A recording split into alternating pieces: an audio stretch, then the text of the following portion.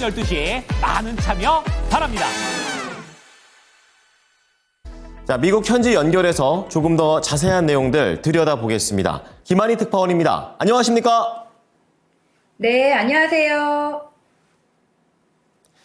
자, 미국 증시가 2거래일 연속으로 혼조세로 거래를 마쳤습니다. 부진함도 계속 이어지고 있는 기술주의 움직임인데요. 종목별 움직임, 분위기는 어땠습니까?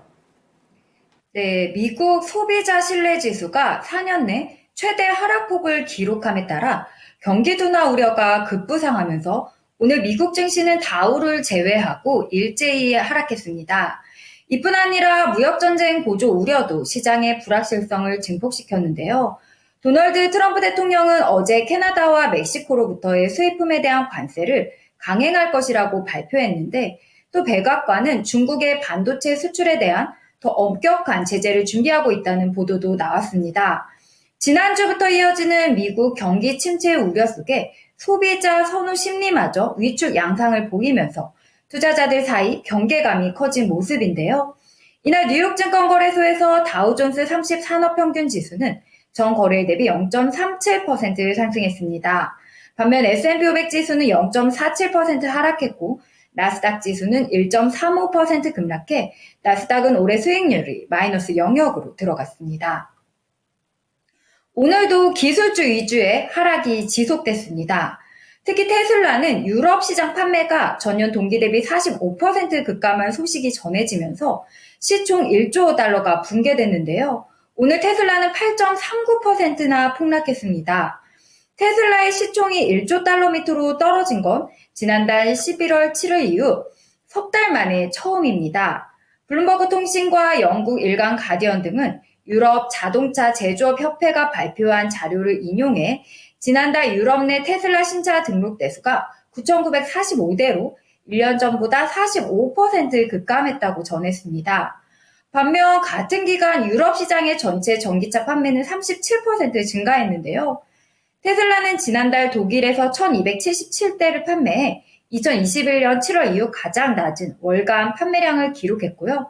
프랑스에서는 1년 전보다 63% 줄어 2022년 8월 이후 가장 저조한 실적을 냈습니다.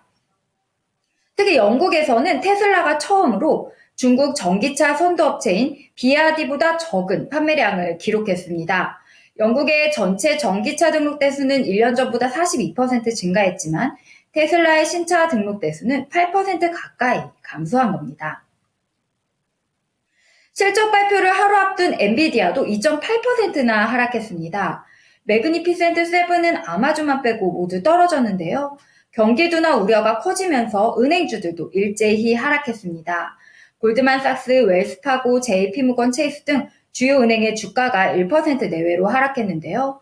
또한 비트코인이 7% 이상 떨어지며 한때 97,000달러 선이 붕괴하자 관련주도 일제히 급락했습니다. 세계에서 가장 많은 비트코인을 보유하고 있는 기업 스트래티지는 11%, 미국 최대 암호화폐 거래소인 코인베이스는 6% 급락했습니다. 조금 전에는 쿠팡 실적 발표 있었는데요. 미국 뉴욕 증시 상장사인 쿠팡 INC가 사상 처음으로 연매출 40조 원을 돌파했습니다.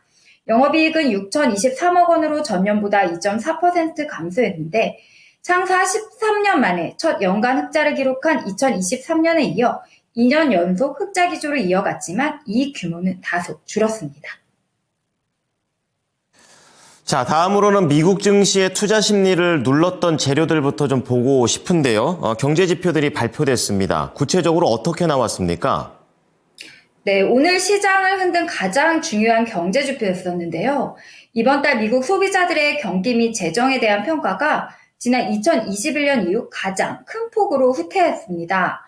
컨퍼런스 보드 2월 소비자 신뢰 지수가 전월보다 7포인트 하락한 98.3이라고 밝혔는데요. 이는 지난 2021년 8월 이후 가장 큰 낙폭인데 이로써 컨퍼런스 보드 소비자 신뢰 지수는 3개월 연속 내림세를 이어갔습니다. 최근 미국 소비 심리는 급격히 냉각되고 있는데요. 트럼프 대통령이 세계 각국과 벌이고 있는 관세 전쟁이 인플레이션을 높이고 경기를 위축시킬 수 있다는 우려 때문입니다. 이 같은 분위기는 이번 지표에 그대로 나타났습니다. 소비자들의 기대 지수는 9.3포인트나 급락해 72.9로 나타났고 기대지수가 침체 수준 밑으로 하락한 건 작년 6월 이후 처음입니다. 최근 발표된 다른 지표들도 최근 급격히 위축된 소비 심리를 반영하고 있는데요. 지난주 미시간대가 공개한 2월 소비자 심리지수 확정치는 64.7로 2023년 11월 이후 최저치로 내려앉았습니다. 반면 미국의 지난해 12월 주택가격의 경우 전년 같은 기간보다 4% 가까이 상승한 것으로 나타났습니다.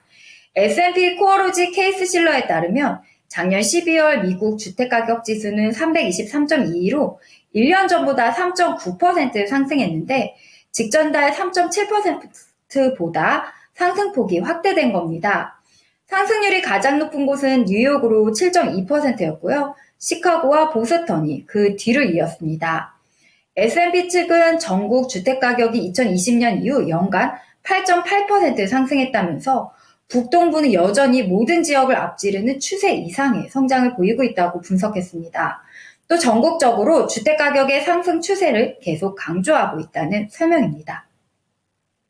오늘 연준 위원들 발언도 있었습니다. 토머스 바킨 미국 리치먼드 연은 총재는 불확실성이 커서 통화정책을 변경하기 어렵다고 진단했는데요. 인플레이션이 연준의 목표치인 2%로 돌아가는 게 분명해질 때까지 금리 인하를 기다려야 한다고도 했습니다. 무역 등 다른 정책 변화로 현재 진행 중인 불확실성이 인플레이션과 전쟁을 마무리하면서 신중함을 요구한다고 설명했는데요. 그는 이러한 불확실성 속에서 크게 통화정책을 변경하는 것은 어렵다면서 따라서 이러한 불확실성이 어떻게 나타나고 경제가 어떻게 반응하는지를 기다려 볼 것이라고 말했습니다. 인플레이션이 연준의 2% 목표치로 돌아가는데 더 큰 확신을 얻을 때까지는 금리가 제한적인 수준에 머물러야 한다고 판단한 겁니다. 이제 내일 일정 살펴보겠습니다. 내일 뉴욕 증시에서 가장 중요한 재료는 엔비디아 실적 발표인데요. 다만 실적은 장 마감 후 공개됩니다. 경제지표로는 1월 신규 주택 판매가 있고요. 연준 위원 발언으로 레페얼 보스틱 애틀랜타 연은 총재 연설 예정돼 있습니다.